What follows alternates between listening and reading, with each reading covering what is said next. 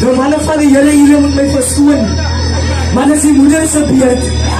So die moeder is Ines gegroet aan die mooie naam van die skool Jesus.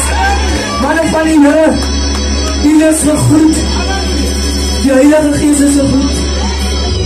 Die jeug is Sondagskool. Prys die naam van die Here. Nou apostel, ek het die Here gevraag. Al laat in het een Sondag toe dat my ma die huis van die Here is. En die Here dit toegelaat. En ek sê dankie vir die Here daarvoor. Jy sien apostel, ek het die ma wat saam met die.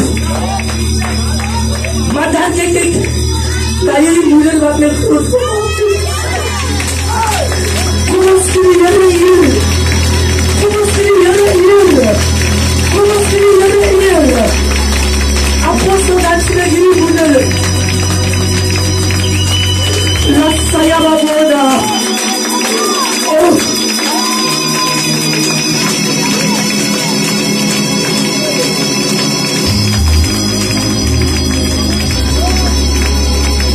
Ek kan die Here dankie sê vir die moeder.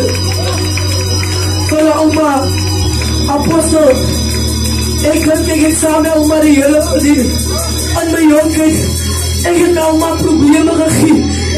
Ek het nou maar strijd gegee. Maar dankie Here vanmorgen dat nou maar die einde vermoe gehad het. Oh, ek kan die Here hier versoen, oma. En dan wil ek ook my geestelik vermoeder. Wat my bemoedig, as ek nie meer kan nie. Wat my kan handvat, as ek nie meer kan nie.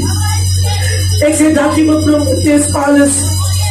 En dan wil ek die moeder sê, wees soos 'n Mariam, wat voorttrek vir die Here en die Here seën.